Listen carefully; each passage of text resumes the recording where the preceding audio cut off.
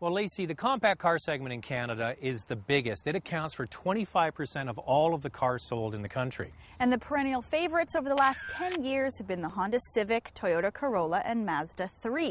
But ever since 2010, there have been several products that have been introduced to make these already established vehicles take notice.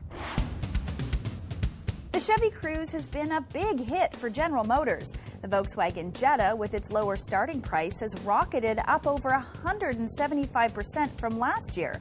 And the biggest winner has been the new Hyundai Elantra, which currently is the best-selling car in Canada.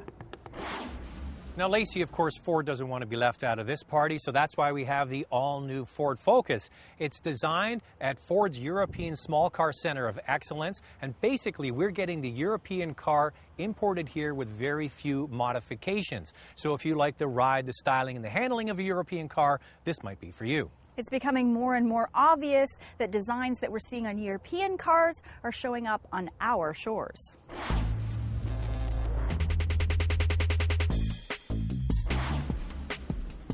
We still have stodgy, all-American looking products with buckets of chrome in huge proportions. Those cars will always exist, but more and more we're seeing tidy designs like this new Focus. Sold as a sedan or 5-door hatchback, the Focus fits into the traditional compact segment in terms of size. The base model Focus is a sedan. It starts at just over $15,000. The base hatch starts at just over $18,000. Now, granted, the hatch has a few more features, but a $3,000 premium to have the car look like this seems like quite a lot. I actually personally like the look of the sedan more than the hatch, but I'm probably in the minority. And I must say, this car we have here with the optional black wheels looks fantastic. You might remember that just recently we had the 2012 Honda Civic on the show, and the interior was awash in cheap-looking plastic material. So the interior of this Ford Focus is very refreshing. Soft touch materials have been used extensively across the dash and doors, basically all the touch points of the car. The radio controls look similar to a TV remote control, and all of the switches, buttons, and dials are high quality. The seats, too, have plenty of adjustment, and the steering wheel tilts and telescopes.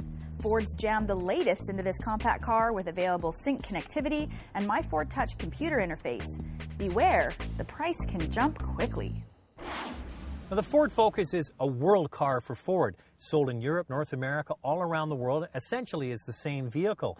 The problem with building a world car is different needs for different countries. So the backseat legroom here is a perfect example. It's kind of tight for a compact car. I've got the seat in front set for where I would typically sit. There's other cars in this class with more legroom. So what works in England, for example, might not be exactly the taste for North Americans. One thing that really sets the Focus apart from its competition is its impressive European ride and driving dynamics. The suspension has been tuned to provide comfort, yet it handles tight corners and open highway with equal enthusiasm. Two things that help here include a new electric steering called e-Pass and torque vectoring. Unlike some vague electric steering systems, Ford's gives excellent feel to the driver for precise cornering and good on-center feel. The torque vectoring works like a limited slip differential for equal torque to both wheels. This system is nothing short of remarkable. Surprisingly, this new Ford Focus is one of my favorite cars to drive in this class because it just does everything so well. Now, despite being very maneuverable, I did notice that there is a little bit of a blind spot over my left shoulder, so it makes parking a little difficult. The Ford Focus has a brand new 2-liter direct injection engine, and on paper, when you look at it, you go, wow, 160 horsepower. That must be amazing to drive. But in reality, it's kind of just adequate. And the main reason is it doesn't have a lot of low-end grunt. Okay, I'm in third gear, just under 2,000 RPM. I put my foot down and nothing really happens.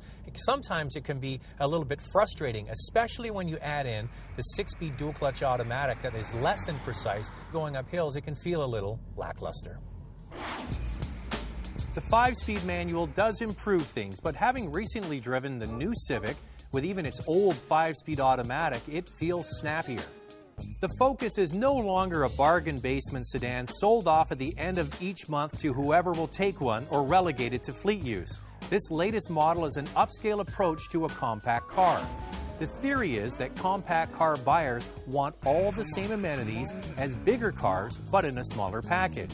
With features like My Ford Touch, automatic parking, a rear-view camera, and push-button start, the Focus can truly be an all-in-one package for Canadian families. Now, my gripe about the engine really should be tempered because, on the whole, this is an excellent car to drive. At speed, once you get the engine up and running, it really performs miraculously. We went to the launch of this vehicle and we had a feature on this car last year, carving through the canyons just north of Los Angeles. This torque vectoring system in this car works flawlessly. It handles beautifully. It has the European dynamics that a lot of people are looking for. So on the whole, it's a pretty hard package to beat if you're a driver. So Zach, what do you like and not like about this car? Well, as we mentioned in the main review, there's a lot to like about this new Ford Focus. For me, the styling, we mentioned that we're finally getting those great-looking European designs coming to our shores. This car is head and shoulders above the old Ford Focus. The inside could even be classed as class-leading soft-touch materials, very well put together, and it puts some established cars like the Corolla and the Civic to shame.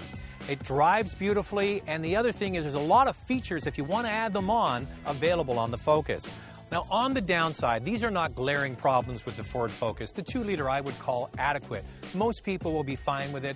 I find it a little bit lacking in low-end grunt. When you add that into the new double-clutch 6-speed, it doesn't shift as precisely as I would like. I find it kind of frustrating. The manual is better. And the price, Lacey, you get one of these cars and you add on all the toys that are available, look out. You're well over 25 grand. Can get expensive. What do you like and not like? Well, you know, Zach, I agree with you on a lot of the things that you liked about this car.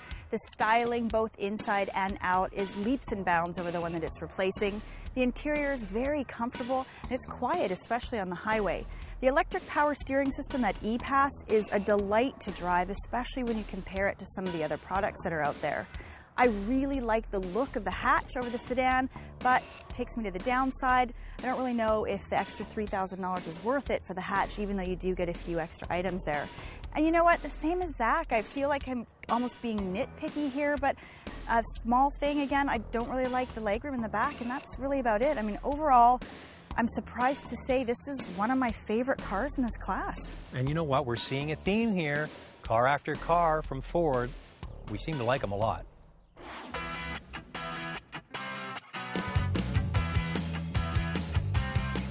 See Ford's entire lineup on our website. Visit us 24 hours a day at drivingtelevision.com.